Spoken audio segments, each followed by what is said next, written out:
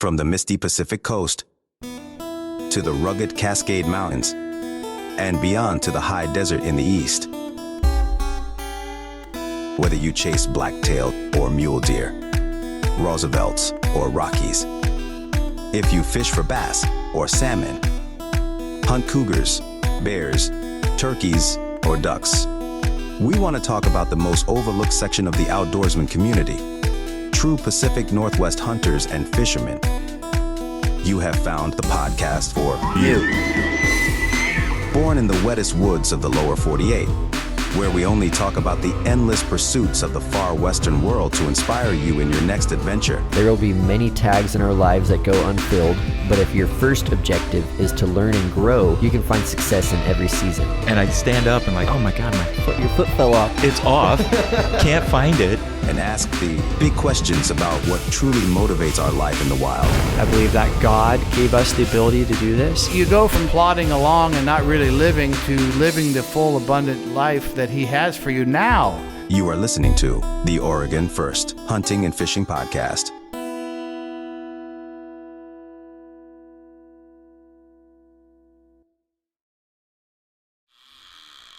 All right, welcome to the Salem First Hunting and Fishing Podcast, our first real episode. Are you excited, Eric? I'm very excited.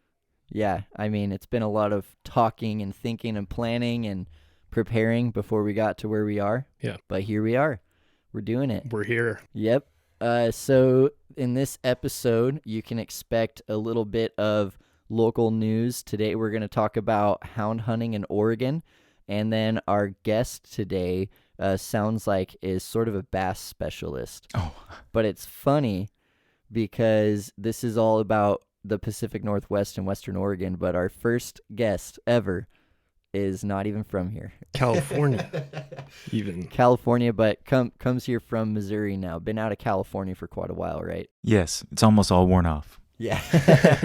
So any listeners out there who immediately wanted to turn the show off, you can rest easy because he didn't come to Oregon from California. No. He went to Minnesota, right? Minnesota first, then Missouri. Awesome. Well, Eric, you want to introduce our guest? So, yeah, today we have my cousin, Pastor Dennis Luce, on the show. He's actually our first guest, so that's awesome for me. You're on our top 10. So, Oh, well, thanks. I'm honored. I really am. Dennis is the pastor of a church, Crown Point Church. I actually watch your guys' live stream quite right a bit. on. Yeah. And, even over COVID, and it's been great to kind of been able to see you by way of YouTube over the last couple of years. Welcome. Thank you. Yeah, I'm honored. Yeah, glad for you to be on. And even though you can't give us blacktail hunting tips in the rainforest of the coastal mountains, No, I cannot. you can still talk about bass fishing and, Yep. And chase whitetail deer, right? Yep. And that is a funny difference. In Missouri, you basically sit and ambush them. So totally different deal. Yep. And there's guys here, especially a lot of archery hunters who will tree stand hunt. And even I was just looking through the record books, and there was a handful of bucks that were taken from tree stands, even in the records. But, for the most part, it's a lot of still hunting. It's a lot of glassing and clear cuts. So Okay. hiking up into the woods. And that's what we moving did around. when I was a kid in San Diego. But, Oh, yeah? What did Yeah. you hunt for in San Diego? well, it was whitetail, but Really? Okay. But, you're talking about the best shot's going to be 250 yards or something. Sure, yeah. Where Missouri, you might take a 150-yard shot, but Sure. typically you're way closer. And then bow hunting, you're right on them. Uh-huh. That's such a different world. Do you mostly bow hunt or rifle hunt? I do both. Both? Okay, Yeah. sweet. The rifle season's only 10 days. Yeah. Well, you yeah. can do super short. and they have alternative methods. You can do, I don't do black powder, but they changed it in Missouri where you can even use your 45. Oh, really? Yeah. Okay. But I did this. I did this last year. I never thought I would, but I bought a crossbow. Oh, yeah? That's like a gun. It's Yeah. you feel like you're Yep. cheating. Uh-huh. Really. Well, do you use it during the archery season? Yes. Oh, wow. I did. Okay. I did. Wow. Yeah, I didn't actually use my bow this year, and I felt like a cheater. but Yeah, you are a cheater. I know. So Yeah. is that optics ready? Yeah. Oh, wow. Oh, yeah. You can, and quite honestly, it's super accurate at 60 yards. It's crazy. Where typically you're thinking 30, Uh-huh. or less. You can take a 40. Yeah. I wouldn't Yeah. want to would never take a 50 just. Oh, really? Well, With I the wouldn't. crossbow? No, with the regular bow. Oh, we're okay. I would never got want it. to take a chance of wounding something, and Yep. but yeah, with that crossbow, it's ridiculous. Yeah. It is cheating. So- I'll be honest. Yeah. They in the last 3 or 4 years, they've been toying with the idea, because right now crossbow hunting is completely illegal in Oregon. No way. You can't Wow. you can't take one to the woods. But they've been toying with the idea of making it legal for the rifle season, Okay. which that makes more sense to me than, because a lot of people get all up in arms. They're like, no crossbows. Yeah. But I mean, if it's during the rifle season, what Yep. difference does it make? Right. Well, it's weird too, because you'll go into Sportsman's Warehouse, Cabela's, Bass Pro Shop, whatever. They'll have them there for sale, but you can't use them. Oh, So it's like You can you play can with them. practice. You might be able to do varmint control on your private property with it. But here's my thought, is you could shoot squirrels that are barking at you without scaring away all the deer. that's a good point. Because that would be pretty awesome to be able to do during the rifle season. Wow. So I don't know a whole lot about crossbows. What kind of poundage are you working with there? Is it adjustable? Well, it is to a degree, but yeah, they're coming out of there. The foot per second is so fast, Yeah. and they're flat. Yeah. That's the difference. That's the big difference. When you shoot with your bow, you got that arc, which Yeah. usually you don't think about it. You just got your pins set. But with that, like you're talking about the optics, the variation between a 30-yard shot and a 60-yard shot is so minuscule. You're still in that sweet spot. So that could be a tack driver if you needed it too. Oh, dude, Yeah. it is cheating. Now you make me feel guilty. I don't know if Well, I can use it next year. Maybe just use it during the rifle season. Well, you can do that too. I never Oh, knew wow. that. That's I mean, cool. you So can. you could hunt with the crossbow throughout all the seasons? Yeah, if you wanted, yeah. Wow. And you just and when you tag the deer, you just That's tag so it on interesting. your rifle tag. What about turkeys? Do you guys have turkeys Oh, out a there? lot, yeah. Yeah. I've heard that's big. It is big. Yep. in Missouri. Yeah. And I've never done it. All my friends are like, "You would love it," because you call them in, and Uh-huh. have you guys ever rattled in a deer? Yeah. Oh, Okay. I've tried so many. I try like for 5 days out of the year every rifle season. Yeah, I when never we get get one. desperate, we start. Rattling. Well, no, I've like that's one on my hunting bucket list is to rattle in a buck. I've only done it a couple times. Okay, But okay. when you do, Yeah. it's pretty cool to watch them respond, and Yeah. Yeah. and I've done it to little forked horns or something just to mess with them. Oh, really? Oh yeah, And because they're they give you a time of day? oh yeah, they look Huh. around and they're prancing, they're looking, and so it's fun just to kind of even get those guys out of the way maybe. But Oh, sure. the thing is, the guys who turkey hunt tell me, that's the whole game Uh-huh. with them. Yeah. But I've just never done it. Have you ever elk hunted at all or No. Okay. I'd love to do that. So I've elk hunted for a few years. saw that. Well, that's a shed I found. Oh, yeah. okay. Yeah. Okay.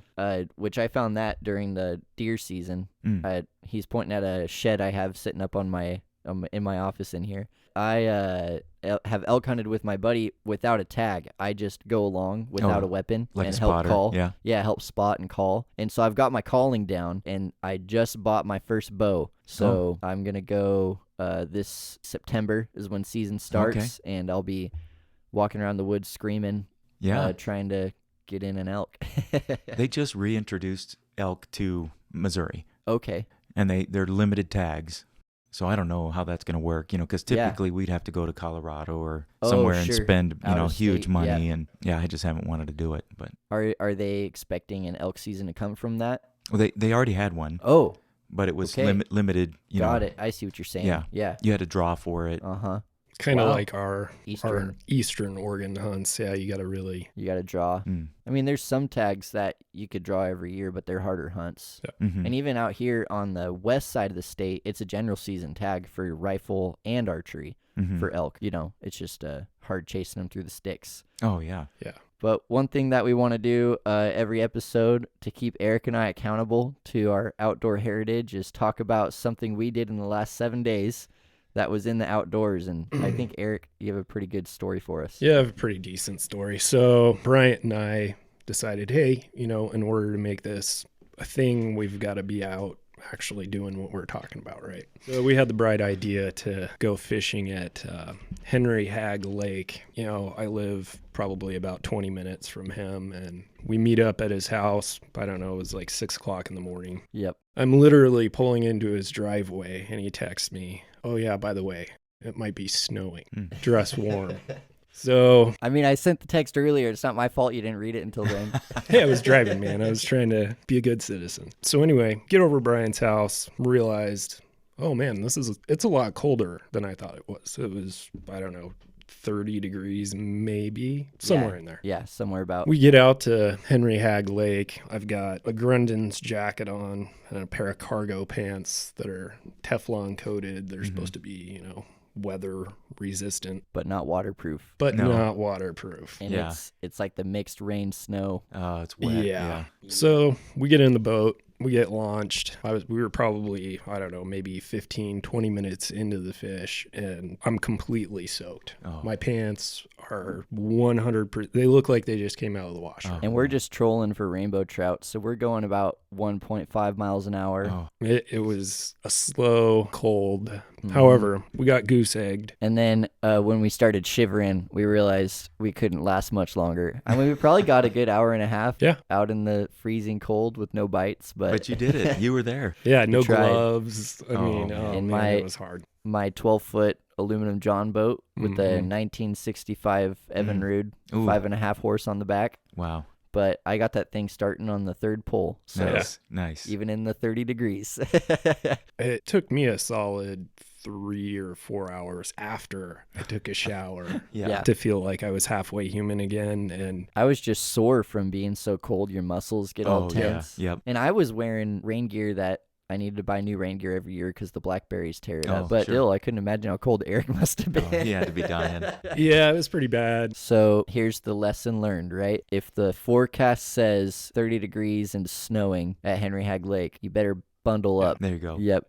Hey, while we're talking about goose eggs, Yeah. I have another goose egg to share, and that I dropped the ball on what is supposedly the easiest deer tag in Oregon. It's any deer. Oh, yeah. It runs from September 1 and it ends on February 28th. Oh, it's yeah. a long time to shoot any deer with any legal weapon. Mm-hmm. And I didn't make it happen. Mm. So here's my excuse. I made the mistake of holding out throughout the Oh. whole first part. I was not going to shoot anything that wasn't a nice buck Yep. until the rut hit. And then during the rut, I was busy filling my general season rifle tag, telling myself, well, I'll have time to. And then I got to duck hunting, and that's all that I did for a while. I took my buckshot loads with me when I'd go duck hunting. Strictly a river tag for me. And normally the river produces, especially if you know where to go on the right river. You can find deer every time, but this last 2 years, actually, the river's been really rough for me for filling deer tags, which I don't know if you know, in Oregon, you're allowed to float the rivers as long as it's not propelled by a motor. Like, Oh. even if your boat has a motor and the motor's off, you can We can't do that. float the rivers and shoot from the boat.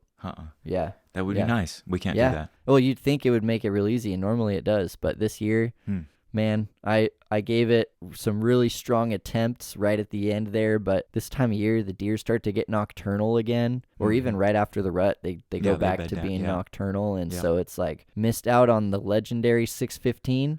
And let me tell you, I'm never going to put in for that tag again. No? It's just a meat tag. And I fill Yeah. my general season tag every year. How many you do know? you take?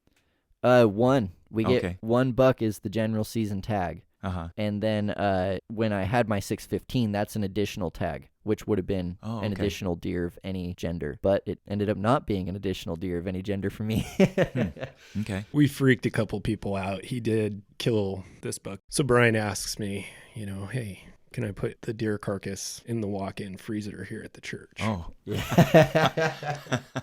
That didn't go over It super lasted, I think it was in there for 5 days Yeah. before I got the notice from lead pastor, like, hey, you got to get this thing out of the walk-in. Yeah. well. And by the way, who okayed that? Yeah. That would be Was it- Eric. It seems like the perfect place Yeah, to yeah. age a deer, but I guess the church members don't agree with that. Well, I'm sure that freaked him out walking in there. Yeah. You know, it makes me, you guys talking about this makes me realize how good we have it on the deer tags, at least in Missouri. Oh, yeah. Because when you buy the tags, I mean, it's cheap too. It's like $14. Oh, You- really? You get tags included. Included? Yeah. Wow. And then when you buy it, you'll get any deer. Wow. That's what you start with. And then you can add doe tags depending on the county. Most counties allow 3 deer. So, Wow. one any deer and then 2 doe, and then you can add them so if you're shooting in different counties. Yeah, if Wow. you did that here, there would be no deer left. Well, and that's part of it. There's so many deer there Yeah. that they're like I was talking to my son about it driving around here, and we always see those signs, watch out for deer. I'm thinking I could count on one hand the deer I've seen. But in Missouri, oh my gosh, there's deer on the side of the road. I mean, every week you're seeing, car kills, and so it's and it's different depending on where you're at. So, moving the show along, we want to bring you some local hunting and fishing news. And for our first ever episode, we're actually going to start on kind of a sad one. We gotta protect hunting and what's going on. And so I've got in front of us here Oregon House Bill 2912, which they reuse House Bill numbers. So this is the 2023 2912. What this bill is proposed to do is change the language in the original legislation that banned hound hunting for cougars and bears to include all wild cats. So specifically, they list out wildcats means cougars, lynx, and bobcats. Back in 1996 is when the people of Oregon voted to outlaw hound hunting for cougars. And so now here we are in 2023, and they want to do the final blow. So, Dennis, I'm curious, are you aware of the hound hunting world in Missouri? You have any intersections with that? Some guys will use them, but it's not very common. My dad growing up in northern Cal, in Ukiah, north of San Francisco, that's how they did it. And he said a lot of times for cougars? No. Okay. Deer. Oh, for deer. They were Okay, using yeah. dogs, and he said basically his dad used the kids as dogs, basically to. Just do some pushes. But we don't. Yeah, I don't know anybody who does that. Okay. I mean, Yeah. it might be done, but I'm not aware of it. Yeah.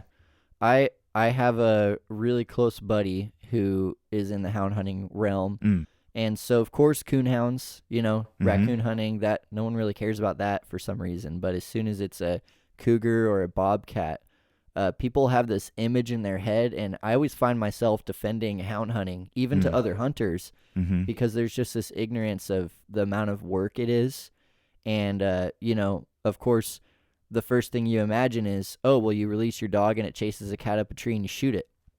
But actually, it's a lot of work. So I'll give an example. 2 months ago, I went on a hound hunting trip with that same buddy. Oh, that's cool. We were going down the road, and there's a steep embankment on our right, and the dogs just all at the same moment freak out, jump off this embankment and down through a marsh and then up and immediately a tree. And we didn't know if it was a raccoon or a bobcat, so we're laying on our backs under the tree with binoculars for a good 30, 45 minutes, and you can't see a dang thing.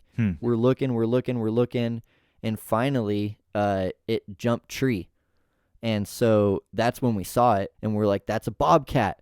We still couldn't see it. We saw it jump from tree to tree, and it's just invisible. We just never found that cat again, and we were there for 3 hours looking. Hound hunting is not as easy as it sounds. Right. For anyone listening who has never even seen a hound dog and just kind of has this image of their head of rednecks with dogs chasing stuff up trees, it's very efficient, selective, but it's hard work. It's something that we definitely want to protect. Plus, to train a dog like that, that's incredible. It's a 365-day-a-year effort. Yeah.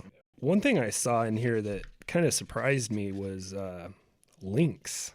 I didn't know we had a lynx population here. As far as I know, we don't. Okay. So pay attention to that bill 2912. The last news I saw was from January 16th. It was referred to the Agriculture, Land Use, Natural Resources, and Water Committee for consideration.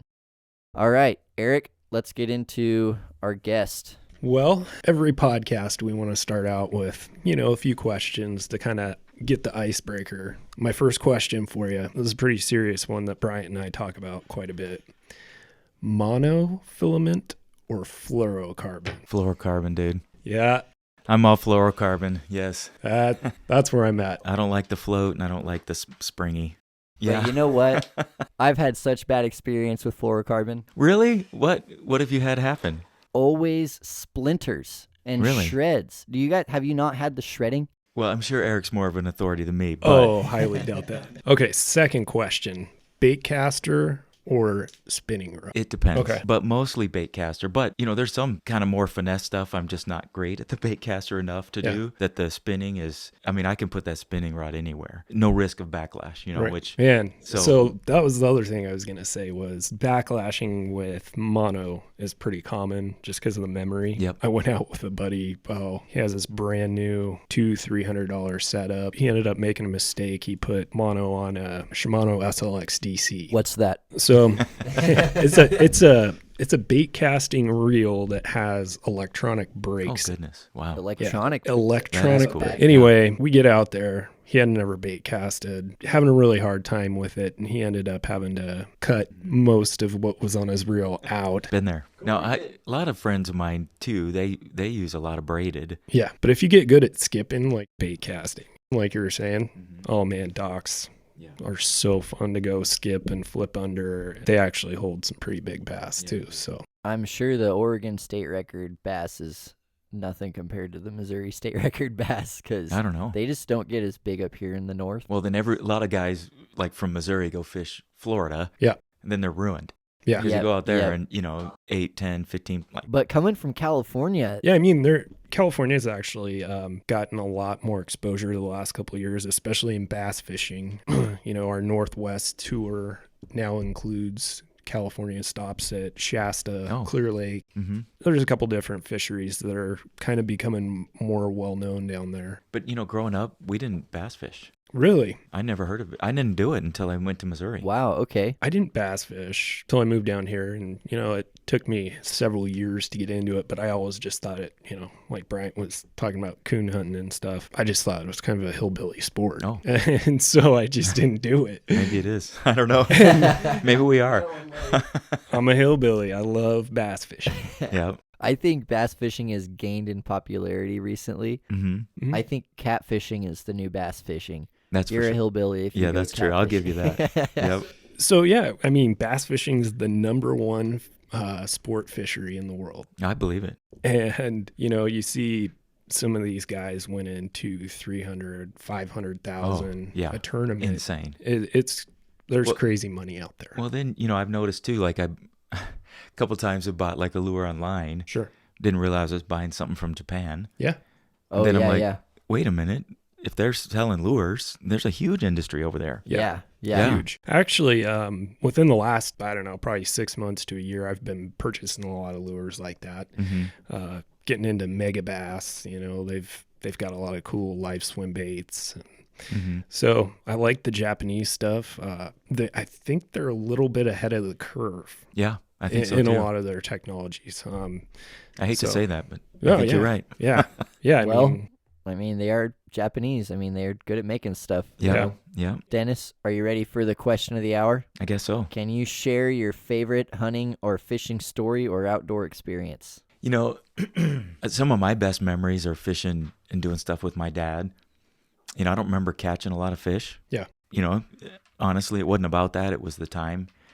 And so, my son's in the room. He's not on the mic, but when you guys ask that, I think to me, the best experiences are when he is blowing up. Yeah. Oh, yeah. And we were just talking this just a couple days ago about, seems like this last year, every time we went out, he caught way more than me and way bigger. Oh, yeah. And, I think there's part of you, you don't want to ever go out and get goose egged. Yeah. Nobody wants that. But there is something about just being there. Like we were there, like you guys were talking about being freezing and cold, but you were there. Yeah. And, I don't know. It's just one of those times. I know we were out this a while back, and his girlfriend had gone along, and right away he's catching bass. What's funny is my son. He uses basically the same crankbait every time, and he catches all the time. And sometimes he'll grab, bluegill or whatever off the shore or whatever. But I think what it is because he knows the weight of that thing, and he's used to it. He can put it right there, right, 2 inches from the shore.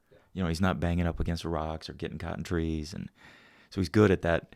But So is it the same lure? Or does he have a bunch of copies of the lure? well, we've had to buy new ones because he's broke the the tip off or broke the the end of it off, and probably the first one he broke, I kept it. Yeah. Oh, nice. Because Yep. we went and got it. It was You gotta floating over frame there. that one. Well, yeah, that thing is. That's he's- pretty sweet. I can't even imagine how many he's got. But that day, I think between us, we caught 25, Wow. you know, and a lot of those were bluegill.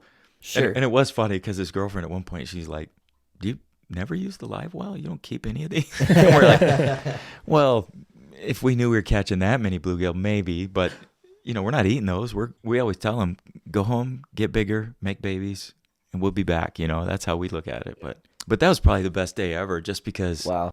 when you're catching, it's awesome. I mean, it's always good to be out. But you know, Yeah. when you caught that many, but I Uh-huh. don't know how many bass he caught that day. It was ridiculous. Wow. That's cool. Yeah, Nice. that's always a good time. I love it. And you want to share the exact coordinates of where that took place? Well, you know, that's one thing. Being from San Diego originally, you know, we didn't a lot of outdoor stuff to do. Right. But Sure. if you know, deep sea fishing did a lot of that. You know, my dad basically, my memories with him are trout fishing streams. Oh, yeah. You know, yeah. and we, you know, you mentioned Clear Lake. I mean, we fished there a lot and stuff because my grandma's from up there. But it's different. Like in Missouri, where we live, a lot of lakes. Mhm. A lot of man-made, you know, you got Lake of the Ozarks down south. It's huge. You know, up north, Smithville. But this lake was Blue Springs, and it's no big deal. Okay. I mean, it's a local lake. You know, guys, you can catch there. Sweet. I think I did mention Lake-O is on my bucket list. Yeah. That is, oh man, it looks so And it's nice. starting to come alive. I mean, Yeah. because they're Oh, yeah. further south than us. They're 2.5 hours, 3 hours south. So they're already doing, you know, spring bass. Oh yeah. You know, let me tell you one stupid story though. Okay, let me hear it. So we're fishing that same lake, but a different place. We weren't catching much. I don't know. I don't think we caught anything this day. But we'd gone back out into this area that's pretty shallow, a lot of stumps, and I have this old crest liner, and we got stuck on a stump really good. I couldn't get off with the trolling motor. It was because, you know, you're stirring up mud. We're probably in 2 feet of water at this point, and we're like, Wow. oh, this is a mess. You know, and it's probably 2 feet of mud. So we get out there and couldn't rock it, couldn't get off the stump. And so I stood up in the front of the boat, and I'm pushing on a tree that's probably only 6 feet tall. I mean, it's not very big. I'm pushing, trying to get us off. Well, the tree breaks. So I go falling into the water. Oh no. You know, and I'm floating on my back thinking I do not want to stand up in this muck, you know, because it's so muddy. So I float around to the back of the boat trying to climb up. And I don't know if you guys even know this, but I got a prosthetic leg. I lost my foot years ago. Wow. So I'm climbing. I didn't even notice. Yeah, you would. Yeah. Wow. So I'm climbing up. Well, my foot comes loose because I'm not paying attention. It's hold down by suction. So Okay. and I stand up and like, oh my God, my foot. Your foot fell off. It's off. Can't find it, you know, and we're just like, It's just in the mud somewhere? it's in there and the water's all muddy and dark Yeah, now and you can't, yeah. and I'm trying to feel around for it. Well, in the process, the boat came loose. So we had drifted. Oh, no. We're like, oh my gosh. So yeah. I got to find it. I mean, it's, Yeah. I can't walk Probably a without lot it. of money, Can't- right? Oh God, it's 25 grand or something just Woo, for your wow. leg, you know, but I Dang. can't walk without, I mean, and I can't stand up in the mud and find it because on one foot you'd just be stinking and stuck. And Wow. so Theo's about ready to jump in, but I found it anyway, but I don't know how long that took, but you know, at that point you're praying, at one point laughing at the foolishness of it, you know, and Yeah. just thinking about, oh God, here we are in this lake and imagine someone pulling that up. Oh, yeah. You know, Man, that would be, yeah. it's not like snagging someone's line in Yeah. an old No, lure. you You're snag their you're foot. snagging someone's leg, you know, like, oh God. Wow. That's No, it's too actually funny. kind of an interesting story to talk about because, you know, every year on the day that Dennis lost his foot, you call it the Yeah, I'm not dead day. Yeah, Wow. Not Dead Day. I was a youth pastor in Los Angeles, and real quick story, a couple of my junior high kids, their dad had been murdered. It was a horrible thing. But he rode a Harley, I rode a Harley. Very long story short, the wife asked me, you know, hey, Pastor Dennis, would you mind riding Ray's bike around the block in his memory one time? Because it was right at Christmas. You know, literally, we'd just been in the house talking to them, the urns on the mantle, the Christmas trees up, right before Christmas. And, you know, what am I going to say? Like, sure. Yeah. You know, and it's LA. I'm wearing shorts in December, of course. So I head out riding that bike, and as I come into an intersection, there's a station wagon ahead of me, and he comes into the intersection about 35. This girl tried to beat him through the light. You know, the police report said she was doing 45, 50. So when she hit him, they slid into me. My leg got trapped. I flew over. Wow. So it dislocated, shattered my hip, and then tore my foot off. So I rolled to a stop, just thinking, you know, I didn't know what I was thinking, honestly. You're Yeah. disoriented. I don't know if you've been in an accident. You're disoriented. You got all this indiscriminate pain. You know, I look down, see, this is gross, I know, but Yeah. you guys are outdoorsmen. You've seen gross stuff. You know, Yeah. if you've ever processed a deer, you've seen Mhm. worse than this. But, you know, anyway, I can't sit up. Didn't realize my hip was dislocated. You know, I'll be honest with you. I felt an incredible peace. I just felt a wave of peace knowing, God's going to take care of this. Wow. And Yeah. Even in that moment. in that moment, it was surreal, because I've had skeptics say that's kind of shock. I'm like, you say what you want, because I knew right then God's got this, whatever it is. Yeah. Obviously it's bad. Wow. I picked up my leg and my foot's hanging there off of shredded. It was gross. So here's what happens is everybody's freaked out. Yeah. So the cars all stop, people are walking up, but nobody's doing anything. I'm Just like, freaking guys, out. Yeah. did anybody call the police? And they're all just staring. Everything got knocked out of my pockets. I get a phone from a guy in a car next to me. This is a true story. I'm like, hey, can I borrow your phone? I called the police. As you're sitting there with Yep. your foot hanging off. Yep. I called the church because I'm bleeding out and I can't tourniquet. I can't lean down and get to it. Yeah. But no lie, I mean, God was so present through the whole thing, and Uh-huh. he's used that as an opportunity to share my faith with people, or even to encourage people, who are, maybe they're an amputee, or, and Yeah. they don't have any hope, or, Uh-huh. and Theo's been with me a million times. We hike, we do everything. We're outdoors all the time, and Yeah. people always ask, or they say something like, oh, you're an inspiration, and always cracks me up. Like, usually they're saying that because I'm doing something normal. Uh-huh. Kind of what they mean is, you're an inspiration to be able to do normal things. But it's cool. I get it. I know Yeah. what they mean, but Sure. I get to share my faith with people nonstop, I'd because of say it. hiking and hunting and fishing is above normal too. Well, it is. You're Yeah. right. You're right. And looking at you now, you're a fit dude and you have a positive attitude and, active pastor of a church and everything. What was it always like that, or was there a rough recovery or a time when you had to make the decision to really heal? That's a great question, because a lot of people, it shatters their faith. Like, why would God let this happen to me? And then, and this is a fair question. People are like, hey, you're a pastor, you're doing God's work, and this happens. And my attitude has never been that as Christians or pastors that we're exempt from life. Right. Life happens to everybody. Jesus said the rain falls on the just and unjust, and it is attitude, what I'm going to do. And like you guys, you didn't have to go fishing on a cold day. Yeah. We hiked, the 10 Falls deal yesterday. Oh yeah, Silver Falls. Silver Yeah, Falls, all half right, of it's yeah. in the snow. And we're looking Yep. like, we came here to do stuff. We're not going to sit home just because it's rainy and snow on the ground. Like, Yeah. let's Yeah. enjoy life. Let's do Yeah. this. But there was a moment, and I was in the hospital, ready to go home for the first time. Hadn't even been able to hold my baby. We just had a baby. And, Oh, wow. And getting ready to go home, and they found an infection. So in that moment, I did feel like, God, what in the world? What else? Yeah. This is Yeah. And God does this if you're willing to lean into Him and let Him heal and take you through hardship, because He promises to do that. He tells us we're gonna have hard times, but He walks us through those things if we're willing to let Him. But in that moment, I got a card from an old college professor who I didn't even know he knew where I was at. Yeah. And in that Wow. card, it said, I remember it said, Dennis, we're praying for you, and that overwhelmed me. Like, Yeah. really, people know? I mean, I don't know. But he quoted an old theologian, Soren Kierkegaard, where he says, God loves you every day just as much as He did the day He died for you. Wow. Because a lot of times we of course rightly look at that as the most expression of love that God will ever give, sending His Son to die. Uh-huh. But He loves us that much every day. Yeah. And I needed yeah. to hear that day. Wow. And honestly, that's carried me through. I mean, Uh-huh. I've never doubted. And I understand people doubting. I think that's reasonable. Sure. But I look at it like, if you're willing to lean into Him, He's going to walk you through whatever. Yeah. Yeah. Wow. One of the inspirational things about you, just kind of my Robertson side of the family, is everybody has Dennis's attitude. Positive. They're all believers. They're all really easy people to be around, right? I think with that side of the family, we've experienced so much heartache over the years, a lot of loss. It seems like a lot of these guys in our family, they're these really manly men that are also gentle and meek, and it's like strength under control, which is an example. And you talk about, Uncle Jerry, the Green Beret, this just manly, tough dude, and just loving and kind and do anything for anybody, and, he died of cancer. And I flew into Salem, my wife and I, the day he was supposed to get out of the hospital, be cancer-free. And before we landed, some mold or something had just taken over his body and killed him.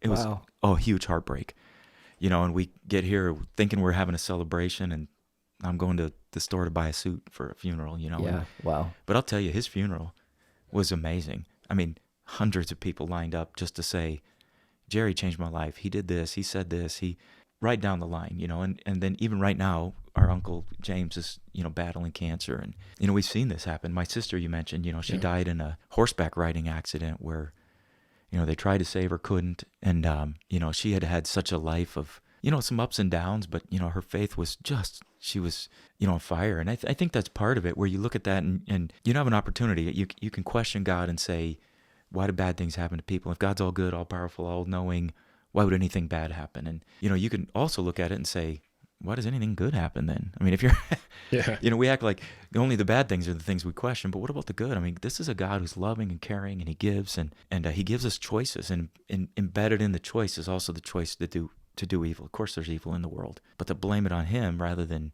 human choices and human action. Or, people have asked me for years, why do you think this happened to you? It's, losing my leg. And well, there was this girl, and she tried to beat a guy through light. We've all done that.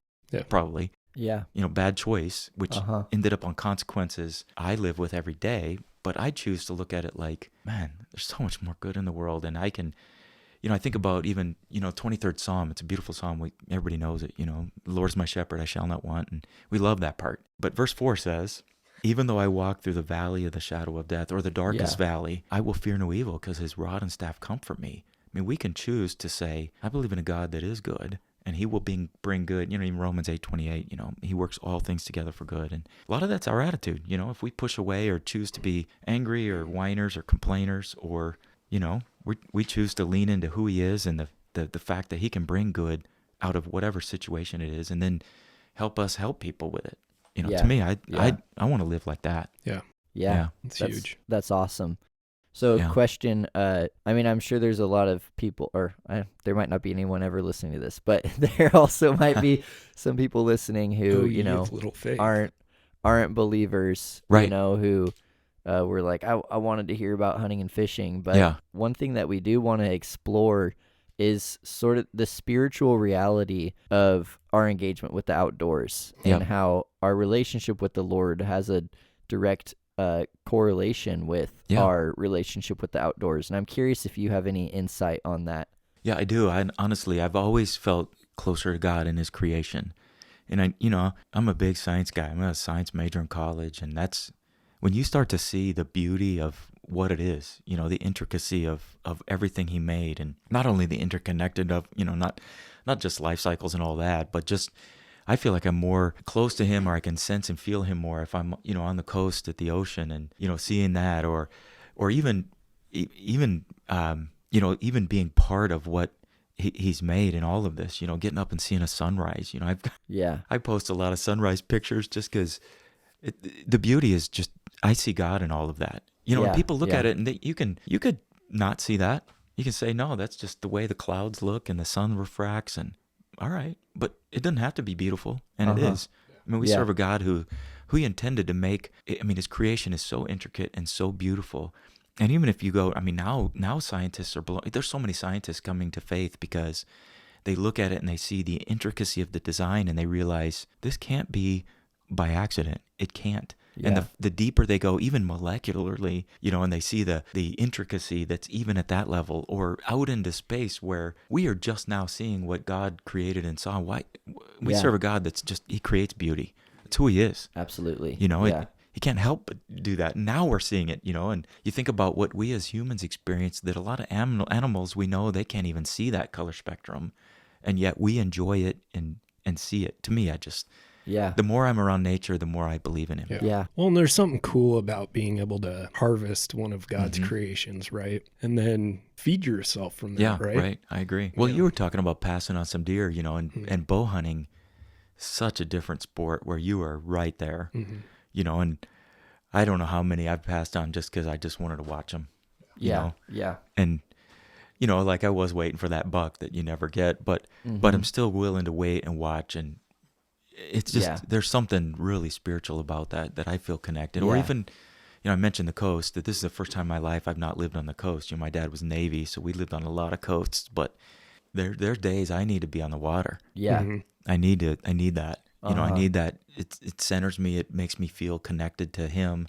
I mean, there's times I'll even go and not fish. I mean, I'll just be there. Oh yeah. And sit. And it's interesting. I've heard another person that I've heard that has had some sort of a traumatic experience or that kind of fell in love with the water, or, you know, water sports. And yeah, I know for myself, just being out there, it's so peaceful, you know, even in kind of a chaotic situation like we were in last weekend, you know, it was about spending time together.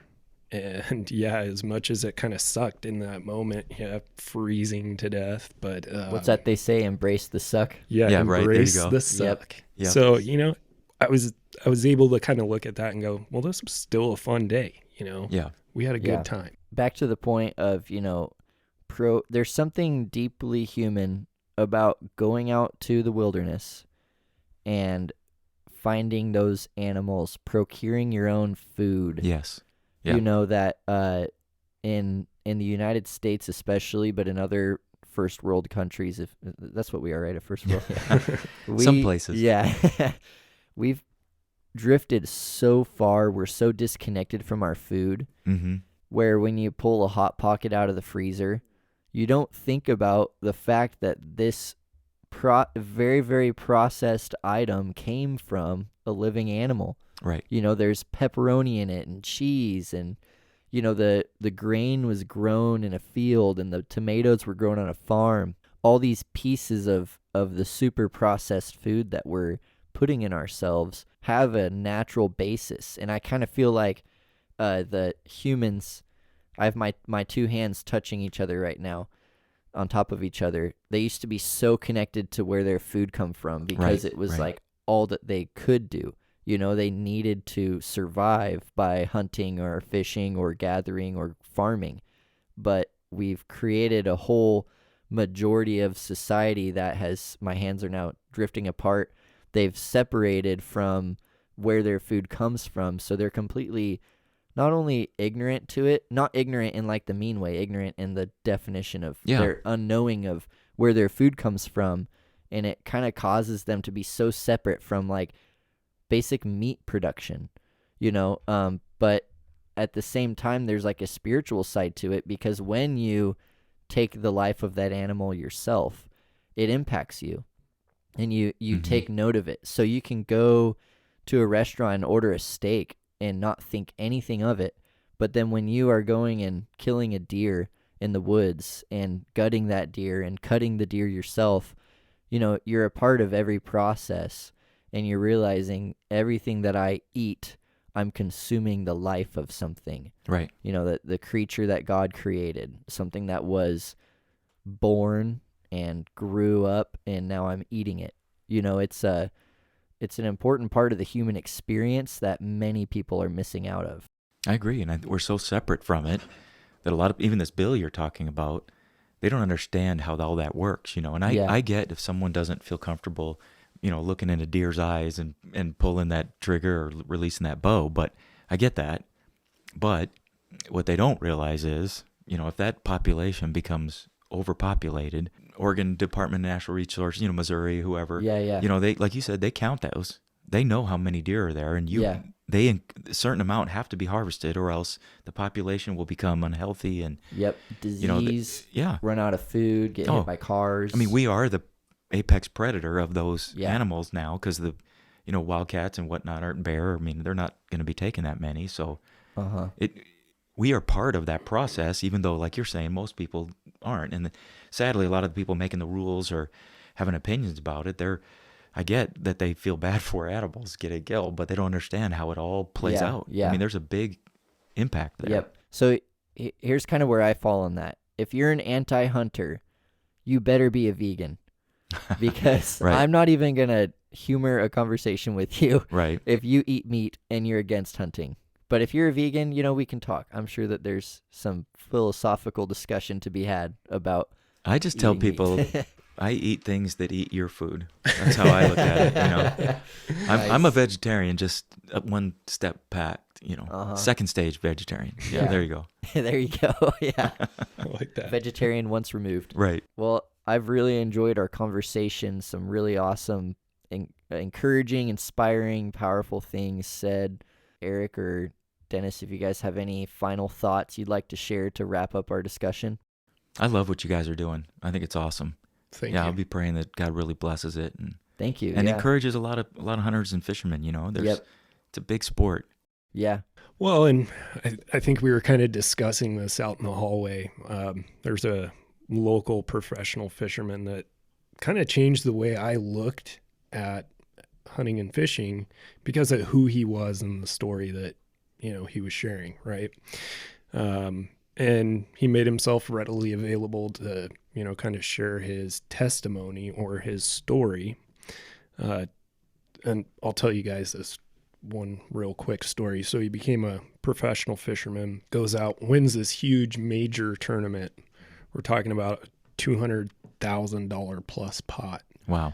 So it just turned out that the sponsor for the event was Anheuser-Busch, and it went against his convictions to take the money. So he won the tournament, but he didn't take the $250. Oh my goodness. Good for him. Wow. And I'm like, man, that takes a lot of dedication. What is it that guy has to not turn around and take $250,000? Yeah.